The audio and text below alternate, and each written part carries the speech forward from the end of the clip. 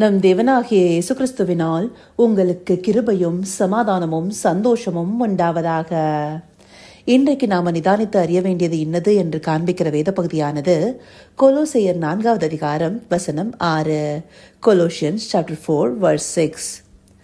அவனவனுக்கு இன்னின்னபடி உத்தரவு சொல்ல வேண்டும் என்று நீங்கள் அறியும்படிக்கு உங்கள் வசனம் எப்பொழுதும் கிருபை பொருந்தினதாயும் உப்பால் சாரமேறினதாயும் இருப்பதாக.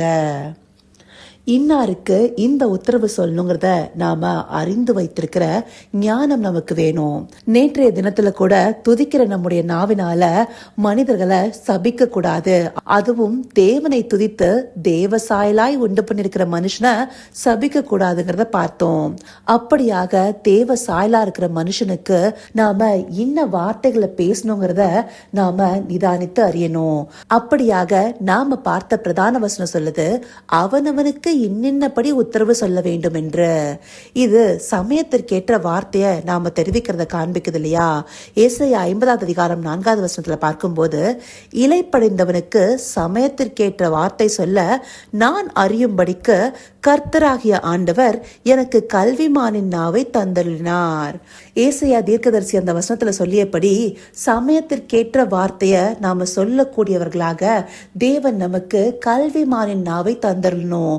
அந்தபடியாக இன்னாருக்கு இன்ன சமயத்துல இப்படியான வார்த்தைகளை வெளிப்படுத்தணுங்கிற ஞானம் நமக்கு தேவையா இருக்கு. அதுலயும் மேற்படியா இந்த வசனத்துல என்ன சொல்லப்பட்டிருக்கு? உங்கள் வசனம் எப்பொழுதும் கிருபை பொருந்தினதாயும். நாம பேச வேண்டிய வார்த்தைகள் கிருபையுள்ள வார்த்தைகளாக இருக்கணும்னு சொல்லப்பட்டிருக்கு. இப்படியாக தானே ஆண்டவராகிய இயேசு கிறிஸ்து பேசியிருக்கிறாரு.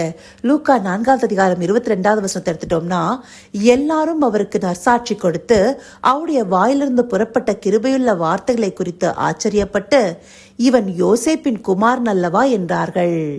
அப்படியாக மனுஷகுமார்னா ஆண்டவராகிய இயேசு கிறிஸ்து இந்த பூமியில இருந்த போது அவர் கிருபையுள்ள வார்த்தைகளை வெளிப்படுத்தியிருக்கிறத நற்சாட்சியா அநேகர் சொல்லியிருக்கிறாங்க. இது எப்போ நடந்ததா இருக்கு?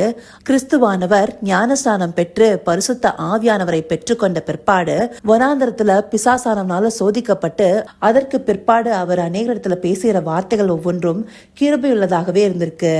இந்த வசனமானது அவர் ஜெப ஆலயத்துல ஏசாயா தீர்க்கதரிசியின் புஸ்தகத்தை கொண்டு சில காரியங்களை வெளிப்படுத்துறாரு இல்லையா? அதற்கு பிற்பாடு சொல்லப்பட்டிருக்கு.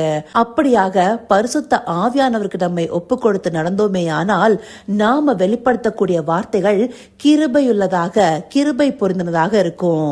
ஏன்னா அந்த சத்திய ஆவியானவர் நமக்கு எதிலிருந்து வார்த்தைகளை வெளிப்படுத்துறாரு? சத்திய வசனத்திலிருந்து. சகல சத்தியத்திற்குள்ளும் நம்மை நேர்த்தியாய் நடத்துகிறவர் அவர் தான் இல்லையா? அப்படியாக சத்திய வார்த்தையின் யதார்த்தத்தையும் கிருபையும் வெளிப்படுத்தக்கூடிய வல்லமைய பரிசுத்த ஆவியானவரே நமக்கு தந்தள்ளுவாரு.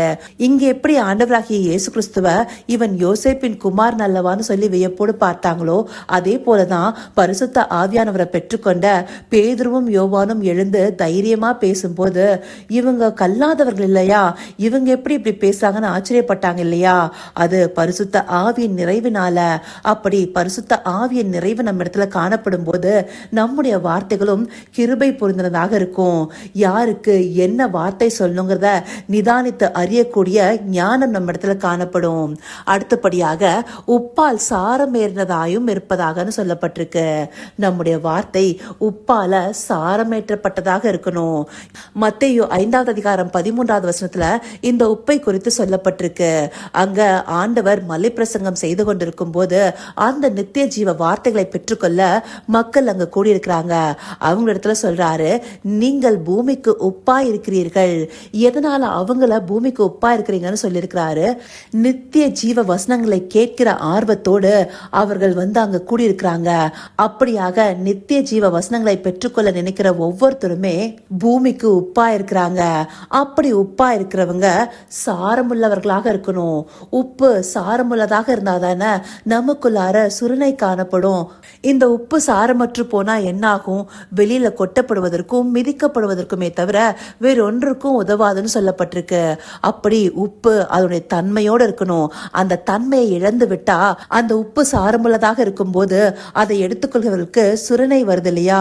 அநேக ஜனங்கள் பாவ இருள சிக்கி கொண்டு அதுல சுரணை இல்லாம இருக்கிறாங்க. அந்த பாவத்துல சிக்கி கொண்டு இருக்கிறோங்கிற உணர்வு இல்லாம இருக்கிறாங்க. அவர்களை உணர்வடைய பண்ணவும் சுரணை உள்ளவர்களாக மாற்றவும் நாம உப்பா இருக்கணும். அப்ப நம்முடைய வார்த்தைகள் உப்பால சாரமேற்றப்பட்டதாக அநேகரை உணர்வுள்ளவர்களாக மாற்றுவதாக இருக்கணும். அப்படியான வார்த்தைகளை நாம வெளிப்படுத்துறோமா? இதை நாம நிதானிச்சு பார்க்கணும். பரிசுத்த ஆவியானுடைய துணையும் வேத வசனங்களுடைய ஞானமும் நம்ம இடத்துல காணப்பட்டா நாம இப்படிப்பட்டவர்களாக அல்லவா இருப்போம். நம்முடைய நாவானது இந்தப்படியான கிருபையுள்ள வார்த்தைகளையும் உப்பால் சாரமேற்றப்பட்ட வார்த்தைகளும் அல்லவா வெளிப்படுத்தும்.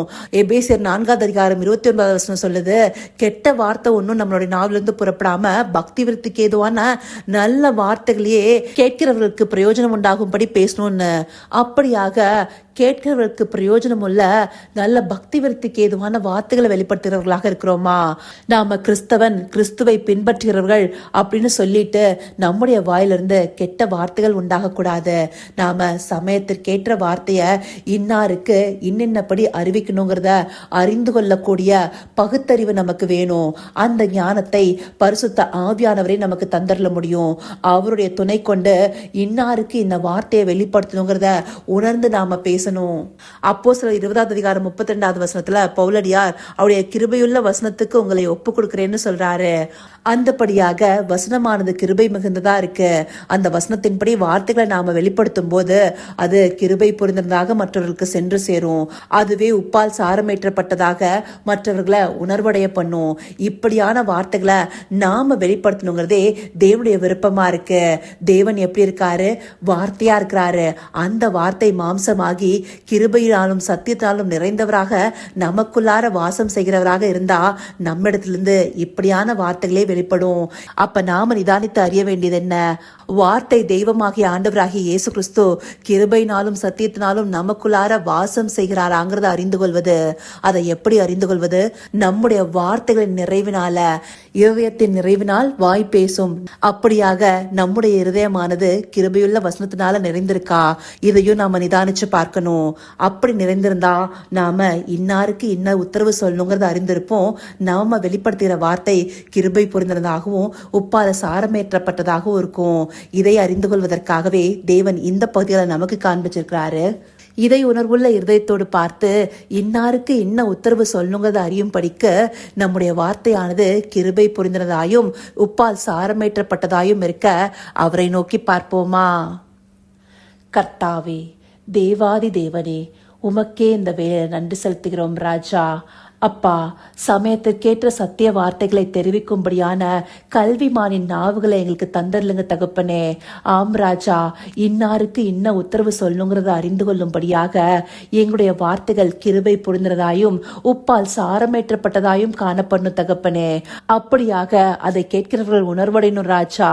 அந்தபடியான கிருபையும் சத்தியமும் நிறைந்த பக்தி விருத்திக்கு ஏதுவான வார்த்தைகளை பேசி அதை கேட்கிறவர்களுக்கு பிரயோஜனம் உண்டாகும்படி நாங்க காணப்படணும் ராஜா. அப்படியானவர்களாக நாங்கள் காணப்பட பரிசுத்த ஆவியானவர்களுக்கு ஒப்பு கொடுக்கப்பட்டவர்களாகவும் எங்கள் இருதயமானது உம்முடைய கிருபையுள்ள வசனத்தினால நிரம்பப்பட்டதாகவும் இருக்கணும் ராஜா. அந்தபடியே தேவரீர் எங்களை நடத்தி அருள போகிற கிருபைக்காய் நன்றி. சகலவித துதி மகிமை கனம் யாவும் ஒருவருக்கே செலுத்துகிறோம். இயேசு கிறிஸ்துவின் மூலமாய் வேண்டிக் கொள்கிறேன் பிதாவே. ஆமேன், ஆமேன்.